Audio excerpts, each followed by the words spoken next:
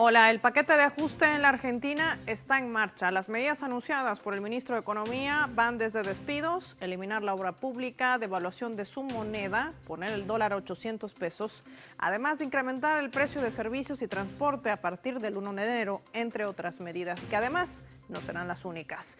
Y esto podría acelerar la recesión de esta nación suramericana. Hoy vamos a analizar su impacto y los escenarios. Inicia hacia el mapa. Bienvenidos.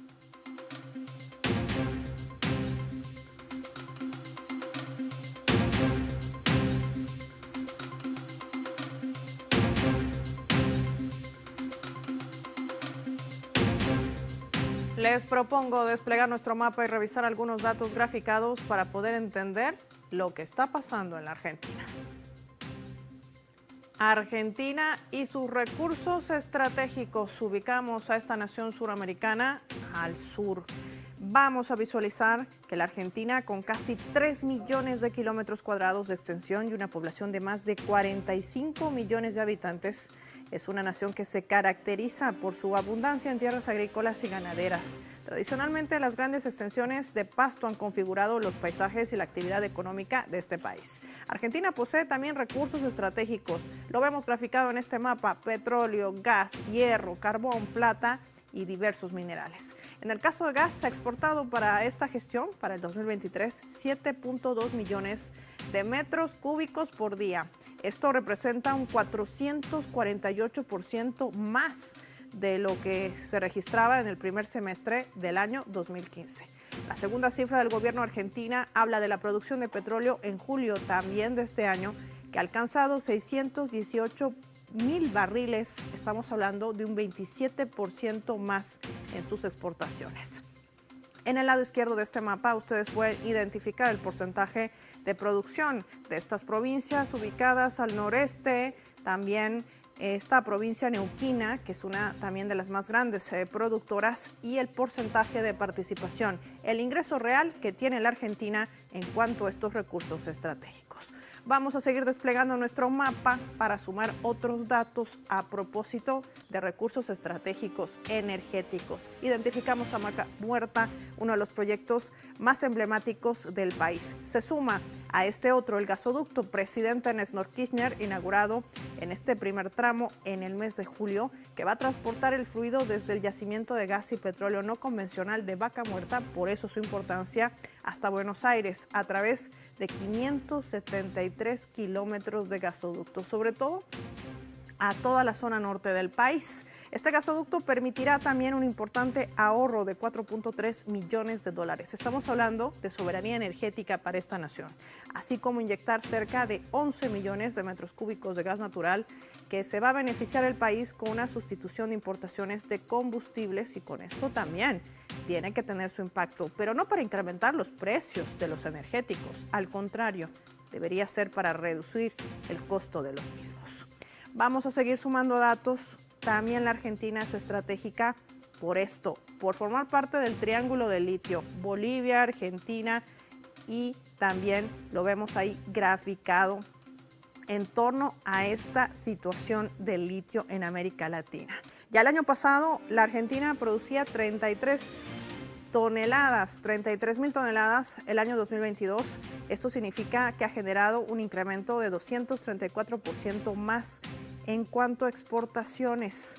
Esto implica que este triángulo, conformado también por Chile, forma parte de algo vital dentro de nuestra región. Por eso el ojo de transnacionales, por eso el ojo del Comando Sur en nuestra región, y donde además potencialmente la Argentina tiene acuerdos con otros países para la venta de este mineral. Uno de ellos, China, y también otras naciones. 3 proyectos activos entonces en producción del denominado oro blanco, que ya genera un impacto fuerte para esta nación suramericana. Con todo este mapa que nos ha mostrado los recursos estratégicos del país, nos preguntamos, ¿realmente Argentina no tiene dinero para salir de la crisis?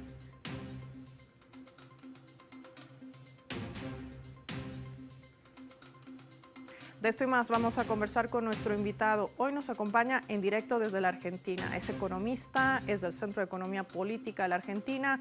Juan Pablo Costa con nosotros. Juan Pablo, gracias por su tiempo para el mapa. Bienvenidos.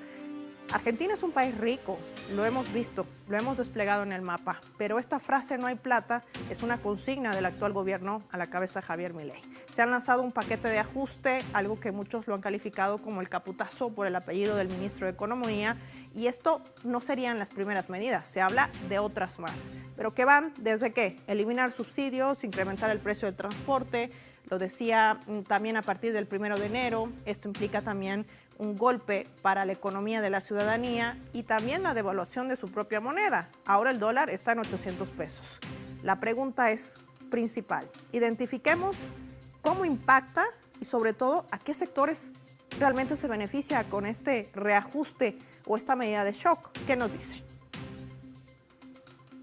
No, fundamentalmente me parece que los más impactados van a ser los asalariados en general y las personas que viven de su ingreso, porque dentro de este paquete de ajuste que implica, ahí lo anticipaba usted, una fuerte devaluación, cerca del 100%, el dólar estaba cerca de 400, ahora pasaría a 800, incluso con algunos impuestos adicionales para los importadores, con lo cual en realidad el dólar de importación va a ser incluso más elevado, con lo cual eso va a tener un impacto muy fuerte en la dinámica de precios, en la inflación, y no se ha anunciado ninguna política vinculada a los salarios, ¿sí? A una mejora de los salarios, con lo cual en principio se asume que el gobierno va a encarar una política de congelamiento de salarios de empleados públicos y de jubilaciones, ¿sí?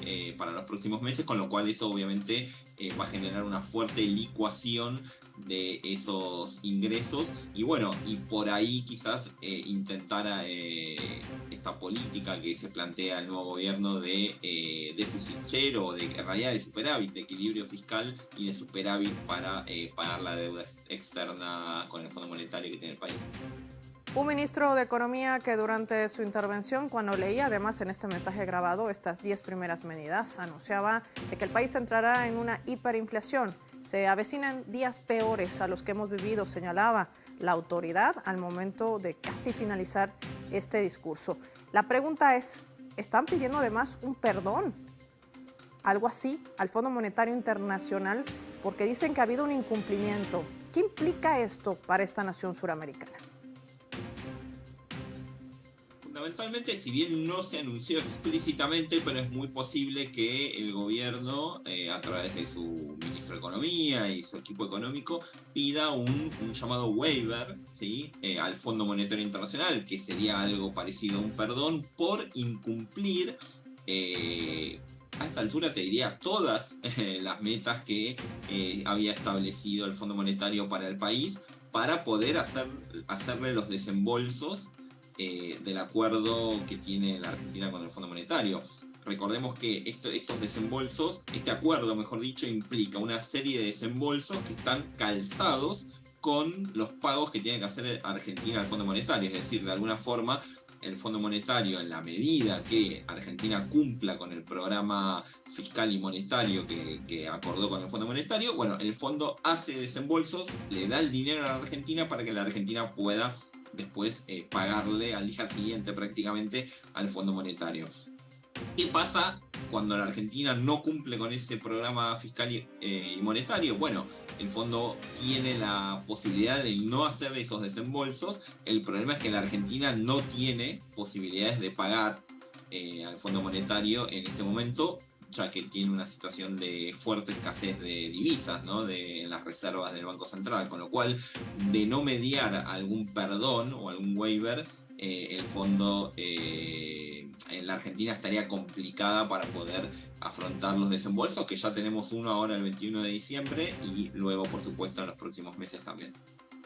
Juan Pablo, cuando hablamos de medidas económicas no podemos dejar de mirar el impacto social. Si bien es cierto, es un presidente que ha sido respaldado por el voto popular, ha ganado las elecciones, por eso lanza estas medidas, que además fueron de alguna manera anunciadas en plena campaña electoral. Es decir, conscientemente la población sabe lo que venía, pero esto va a generar también cierta presión dentro de distintas esferas sociales. Ya lo anunciaba la CGTN en una reunión esta jornada, cuando se avisoraban más despidos del sector público, y esto generará también algún tipo de presión, que además lo ha vivido el propio gobierno del entonces presidente Mauricio Macri.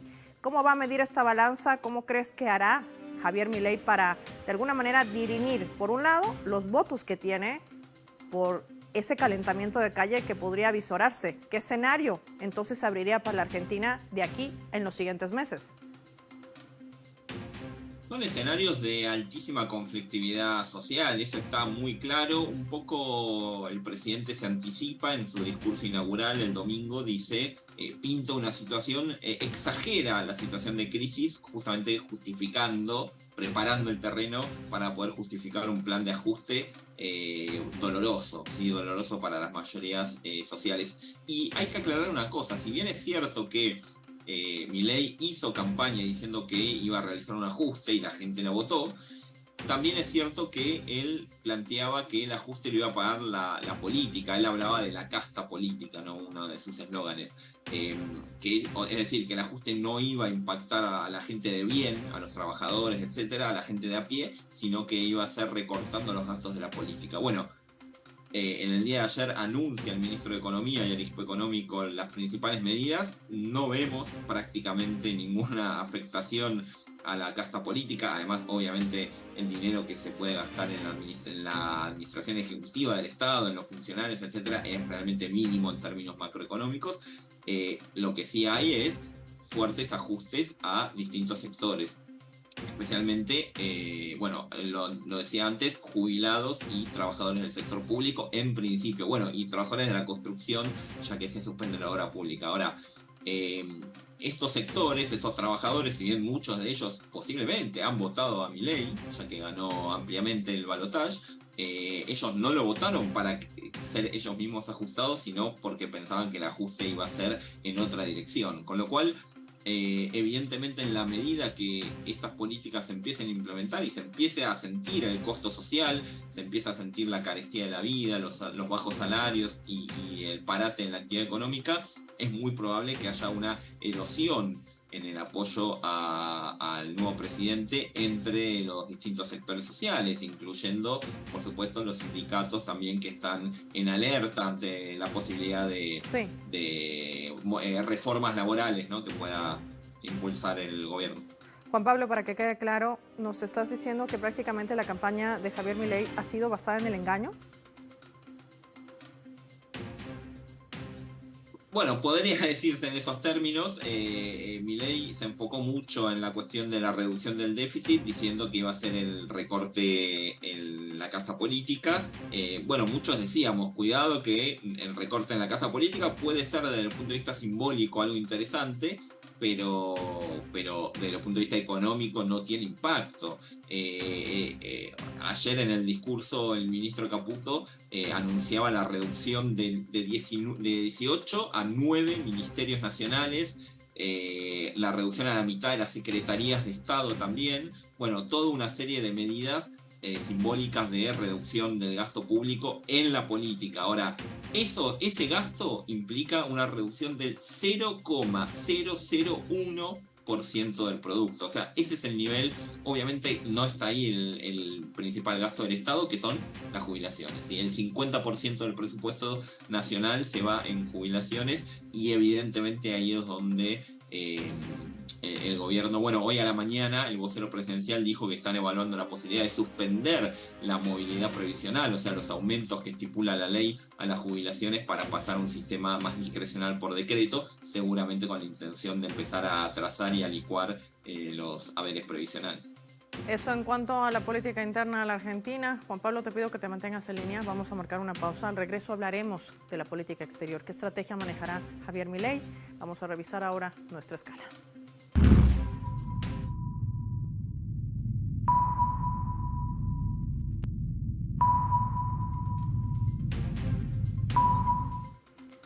Esta vez a través de la red social X, en la cuenta de Alex Ro.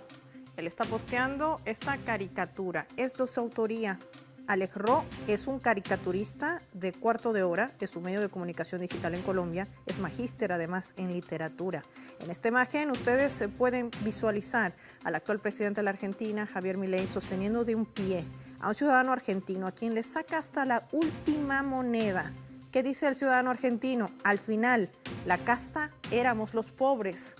Así se maneja la situación en la Argentina en medio de este paquetazo de reajuste implementado por el ministro de Economía, Luis Caputo. Ya volvemos.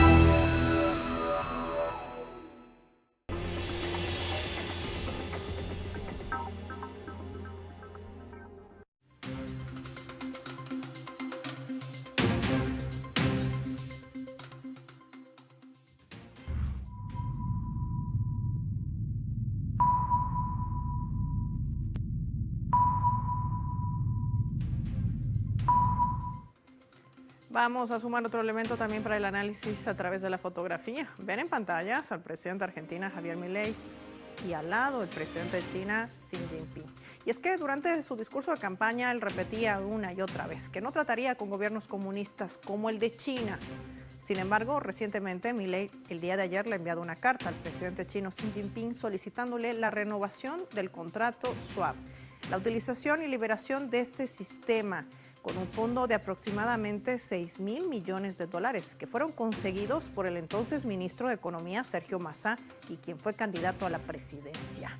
Todo esto para movilizar el capital y de alguna manera tener esos recursos en su poder y agilizar lo que él dice, las medidas económicas que implementa desde el minuto cero que asumía posesión como presidente de la Argentina.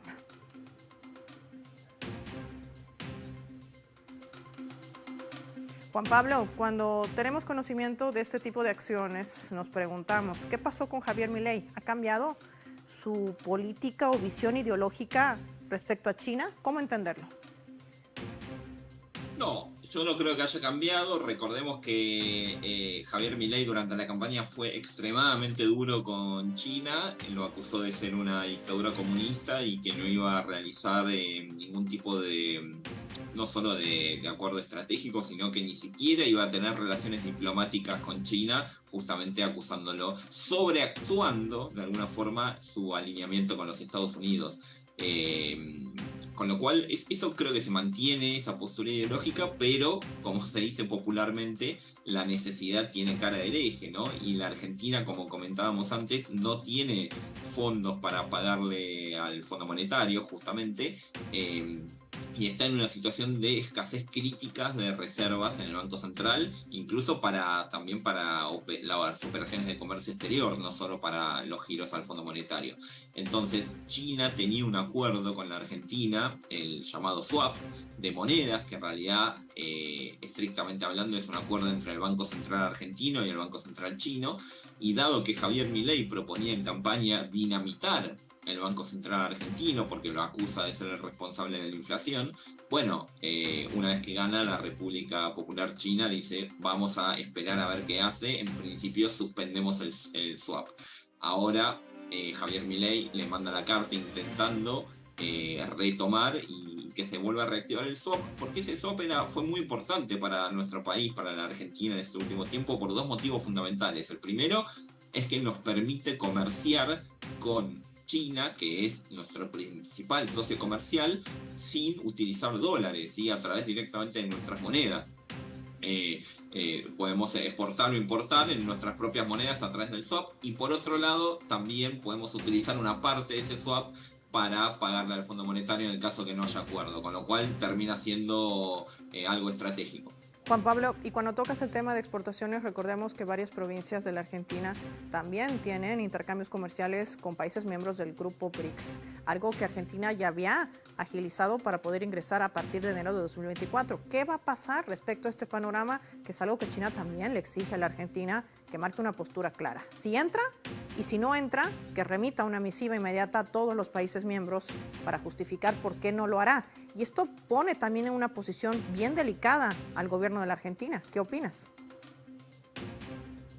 La verdad que me da la sensación de que es un grado de amateurismo del gobierno porque la Argentina fue aceptada como miembro de BRICS hace muy poco tiempo, se iba a efectivizar en enero. La actual canciller de Milei había dicho que la Argentina no iba a rechazar el ingreso a los BRICS, o sea que finalmente no ingresaría. Y eso también es hay que ver si se revisa esa opción, dado la necesidad de acordar con China justamente a través de la carta y demás. Digo, por más carta que uno mande, si se rechaza el ingreso al bloque de los BRICS, es un problema grande para la Argentina y para China también en términos diplomáticos. Me parece además también que lo que marca el grado de amateurismo es que las relaciones entre países además con el grado de intercambio comercial que tienen, en este caso como la Argentina con China y con Brasil, que es el otro miembro importante de los BRICS, son los dos principales socios comerciales de la Argentina, ¿sí? Brasil y China. Bueno, desafiar a ambos países rechazando el ingreso al BRICS es algo que no se entiende desde el punto de vista de la geopolítica, no se entiende desde el punto de vista de las relaciones comerciales y solo se entiende desde el punto de vista de intentar sobreactuar un alineamiento con los Estados Unidos, pero innecesario, digo, porque Brasil, por ejemplo, ingresó al BRICS, bueno, fue miembro fundador en realidad del BRICS, y más allá de los gobiernos, incluso estando Bolsonaro en el poder, mantuvo esa línea y digamos, eso no te empeora la relación con los Estados Unidos o con otro tipo de organismo. Vamos a continuar con el análisis. Para ello te propongo, Juan Pablo, que revisemos juntos nuestra leyenda.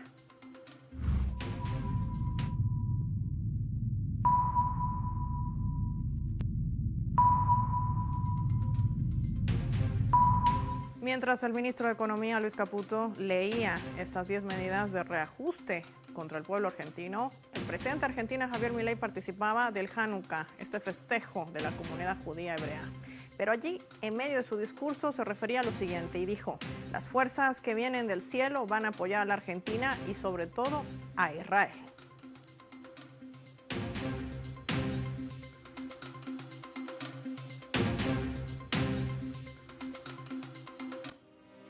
Esto, Juan Pablo, podría encender las alertas ya para finalizar el análisis sobre la estrategia que maneja el presidente actual de la Argentina en sus relaciones internacionales, apoyando a un país que además comete genocidio contra otro pueblo, una eliminación étnica, un holocausto contra el pueblo palestino.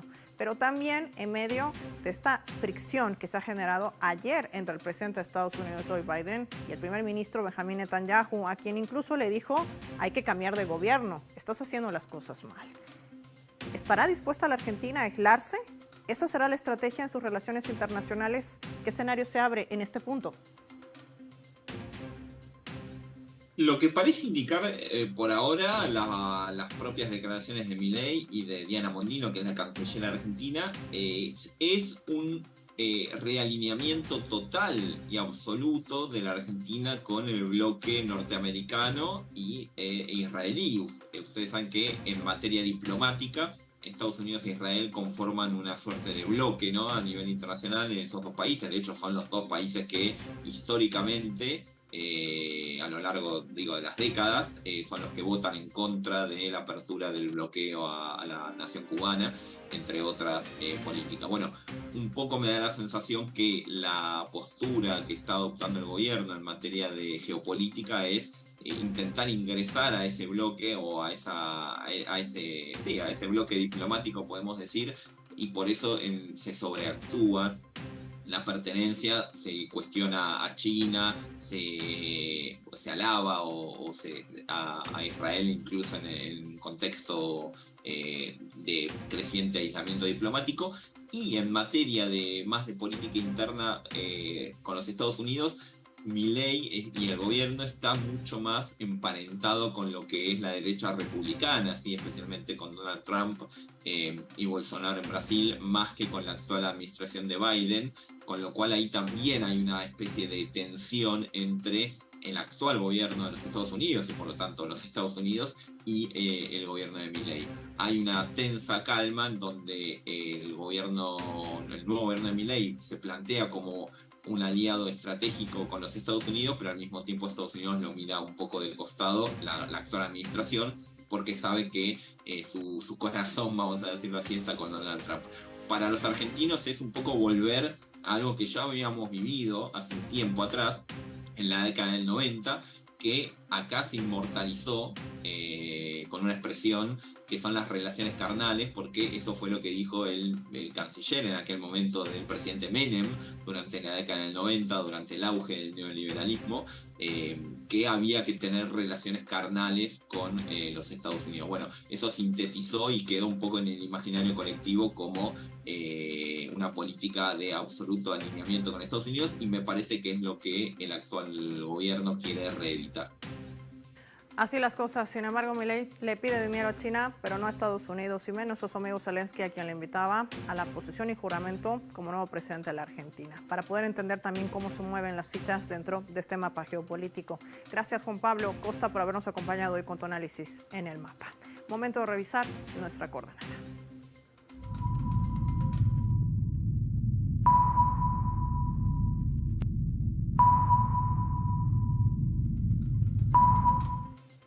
Hay otros hechos geopolíticos que también se desarrollan y tienen impacto en el mundo. Wadi Calvo, desde la Argentina, nos va a comentar sobre las elecciones presidenciales en Egipto y cómo estas podrían generar un impacto dentro de Oriente Medio, una región que además es foco de tensión actual por lo que sucede con Israel y Palestina. Desde el pasado domingo 10 hasta el martes 12 se están llevando a cabo elecciones en Egipto, una noticia siempre importante por el peso específico que tiene el país en Medio Oriente. En este caso hay 4 competidores, entre ellos el actual presidente, el general Al-Sisi, que va por su tercer mandato y según las encuestas es el que más probabilidades tiene de ganar. El país está sumergido en una profunda crisis económica con todas las variantes alteradas, inflación, desocupación, escasez de elementos básicos, pero quizás el gran reto para el Sisi esté en las fronteras del país, particularmente en el paso de Rafah, en el norte del Sinaí, donde se encuentra la única entrada a Gaza que no es de territorio israelí.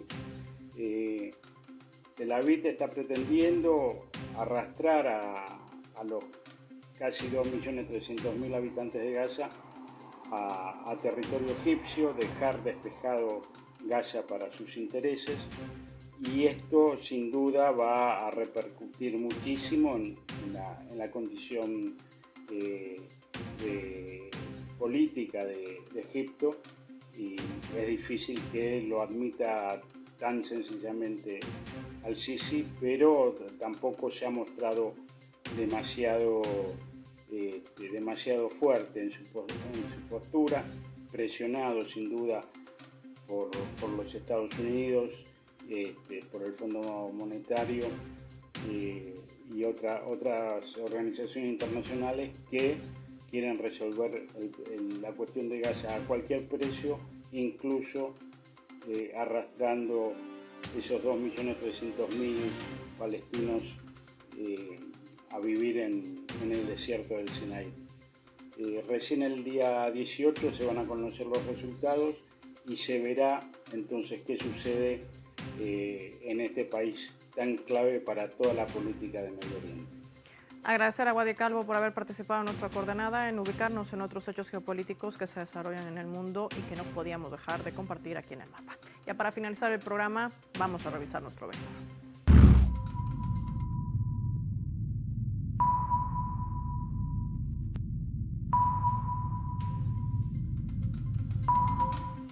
Y nuestro radar en el mapa hoy nos refleja el vector que son los datos más relevantes sobre esta temática. El ajuste va a llevar a la economía argentina a una recesión y va a generar contratiempos. La paralización de obras públicas y el despido de trabajadores generará también resistencia. El gobierno de Javier Milei se va a dirimir entre ese caudal de votos obtenidos en las elecciones y las calles, con el riesgo de enfrentarse a una Argentina que despierte. Ya le ha pasado a la gestión del entonces presidente Mauricio Macri. Milei ha abandonado su postura ideológica respecto a China, a quien le pide ayuda para tener fondos a través del sistema SWAP. Y esto generará también mayor interés dentro del movimiento político externo que maneja esta nación argentina. De estar o no estar dentro del grupo BRICS, de mantener sus alianzas más cerca de un Estados Unidos y de un Israel. ¿Hasta qué punto estará dispuesta esta nación suramericana de aislarse? Soy Paola Pérez y nos vemos en otra edición del Mapa.